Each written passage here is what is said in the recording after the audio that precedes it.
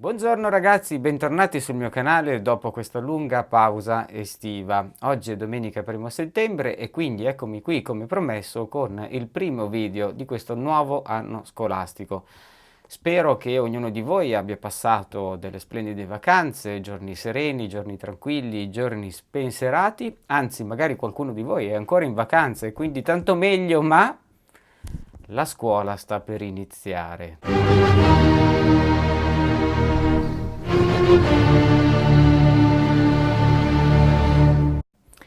Quindi forse è meglio iniziare a pensarci.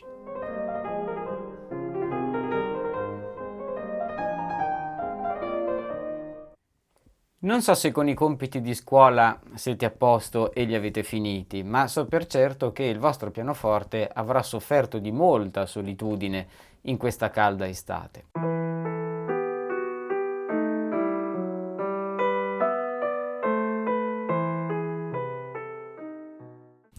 Se i tasti del vostro pianoforte al tatto vi sembrano degli alieni, se la vostra agilità delle dita è pari a quella di un bradipo incinta, o se la vostra capacità di concentrazione è uguale allo zero, forse sarà meglio riprendere a studiare il pianoforte passando prima per qualche esercizio di Charles Lewis Hanon. L'opera di Hanon è costituita da 60 esercizi progressivi, un'opera molto famosa tra i pianisti, ma oggetto di pareri molto discordanti tra di loro. Infatti alcuni pianisti affermano che questi esercizi siano completamente inutili e addirittura dannosi. Altri non ne possono fare a meno perché utilissimi alle dita. Un esempio su tutti è quello di Vladimir Horowitz, leggendario pianista del Novecento, che a quanto pare non suonava nulla senza prima scaldarsi le dita con questi esercizi e che addirittura la sua copia personale di Hanon fu seppellita insieme a lui dopo la sua morte. La mia modestissima opinione è che sono degli esercizi utili, che fanno bene, a patto che vengano eseguiti e studiati nella maniera corretta. Troppo spesso vedo durante le lezioni questi esercizi eseguiti con il polso, il braccio, il gomito, addirittura a volte anche le spalle rigidissime. Quasi come se fosse una prova di bodybuilding in palestra. Ma andiamo con ordine. Prima di mostrarvi qualche esempio al pianoforte, vi do delle linee guida in 5 punti per poter affrontare lo studio di questi esercizi nella maniera che io ritengo corretta. Allora, primo punto, gli esercizi vanno assolutamente memorizzati. Questo perché è necessario guardarsi le mani e capire, eventualmente correggere il movimento tecnico. Se vi accorgete che c'è qualcosa che non va, ad esempio, non so, state sollevando troppo, state articolando troppo le dita o state, non so, irrigidendo il polso, guardandovi la mano potete correggere immediatamente. Tra l'altro memorizzare questi esercizi non è neanche troppo difficile perché in realtà c'è uno schema all'interno di un esercizio che viene poi ripetuto su tutti gli altri.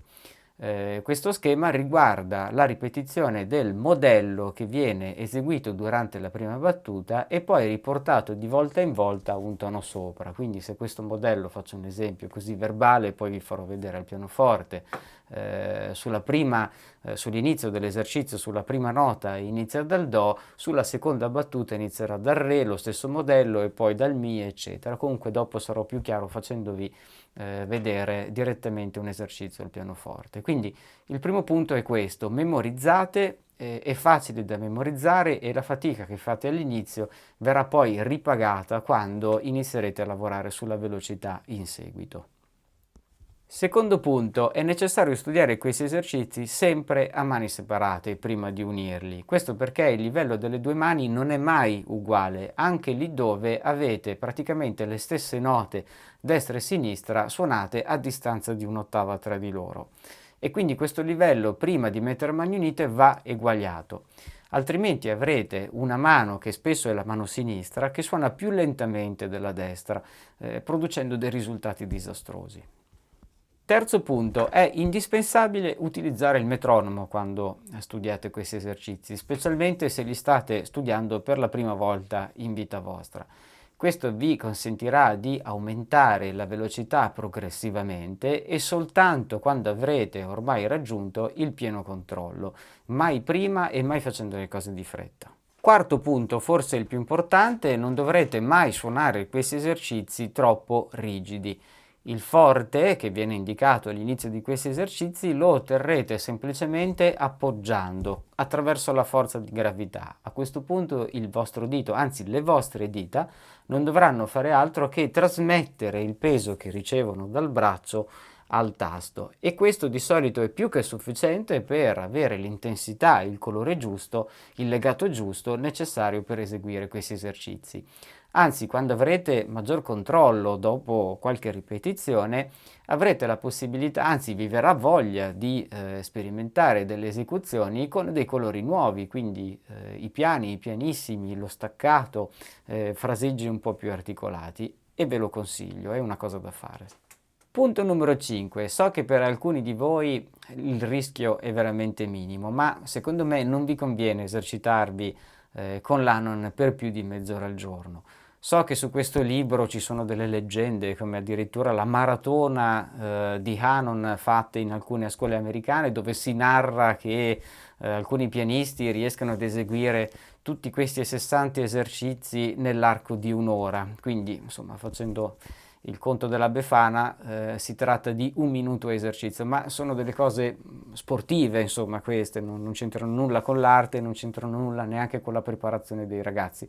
Quello che vi sto dicendo è che 30 minuti concentrati su questi esercizi sono veramente già una gran cosa, quindi se riuscite ad ottenere questo risultato, fermatevi ai 30 minuti e avrete guadagnato i vostri benefici.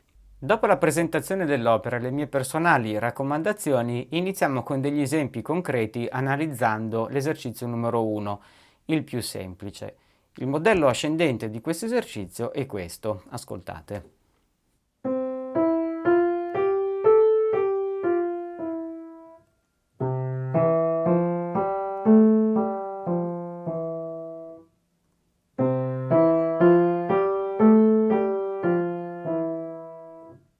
Se risuono lo stesso modello un tono sopra, cioè partendo dal Re, ottengo la seconda misura. Un altro tono sopra, cioè partendo dal Mi, ottengo la terza misura, e così via, fino a quando non avrò eseguito l'esercizio ascendente su 2 ottave.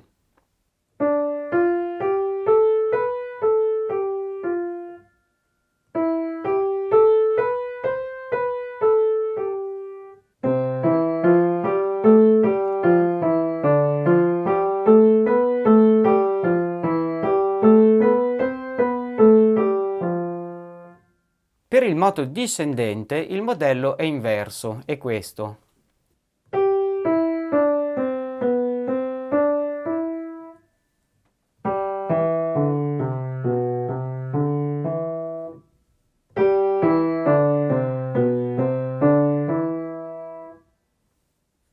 Scendendo con questo modello di un tono alla volta, concluderò l'esercizio tornando alla posizione di partenza.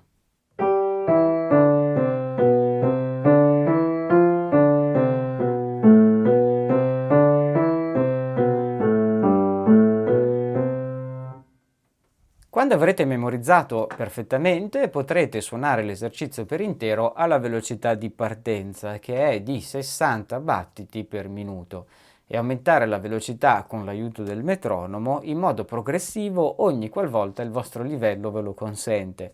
La velocità massima di arrivo è di 108 bpm e veramente non serve andare oltre. È in questa fase di studio che dovrete prestare particolare attenzione, perché le tensioni muscolari sicuramente si faranno sentire. Sforzatevi di mantenere il controllo sull'articolazione delle dita, che dovrà essere il più regolare possibile, ma non dura e tesa. È il vostro cervello che dovrà far fatica e non i muscoli. E vi raccomando, fermatevi se aumentando la velocità vi accorgete che state perdendo il controllo. È sicuramente più utile un'esecuzione lenta fatta come si deve che una del tutto sgangherata cercando di accaparrarsi una tacca in più di metronomo. Proviamo insieme a capire come procedere con una progressione di metronomo grazie a questo esempio. Guardate e ci vediamo tra poco.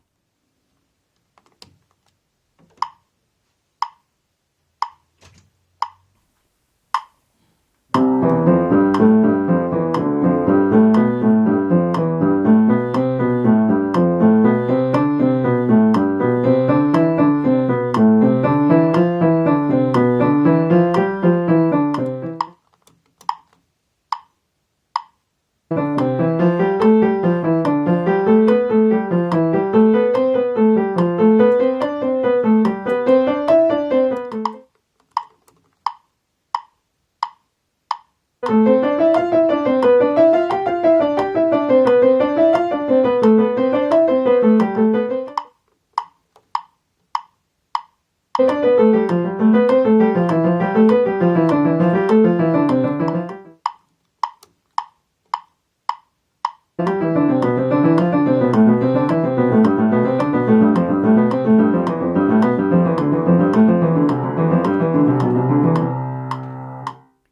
chiaramente tagliato l'esecuzione di questo esercizio numero 1, ripetuto più volte a velocità diverse, ma era soltanto per dimostrarvi qual è la procedura che dovrete utilizzare per studiare al meglio ogni singolo esercizio. Spero che appunto questa stessa procedura ormai sia chiara. Quando avrete studiato più esercizi è utile anche suonarne qualcuno consecutivamente, quindi l'ultimo Do da 2/4, quello che di solito chiude l'esercizio, diventerà il primo Do dell'esercizio consecutivo e così via, senza fermarsi. Adesso in quest'ultimo esempio vi faccio ascoltare a 108, quindi la velocità definitiva, i primi 3 esercizi eseguiti consecutivamente e senza tagli. Ci vediamo dopo.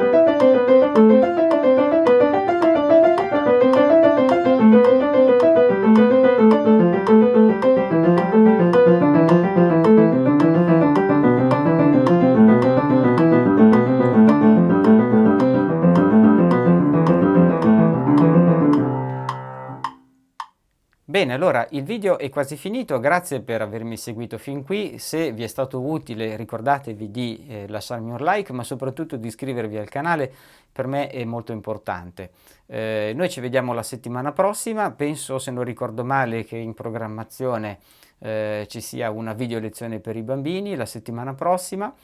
E cos'altro dirvi? Ah, dimenticavo, gli esercizi dell'anno non è necessario per forza suonarli in Do maggiore così come è scritto sul libro, anzi vi consiglio, una volta che avete preso confidenza con questi esercizi, di trasportarli anche in altre tonalità, per esempio in Do diesis maggiore. Ciao e arrivederci alla prossima.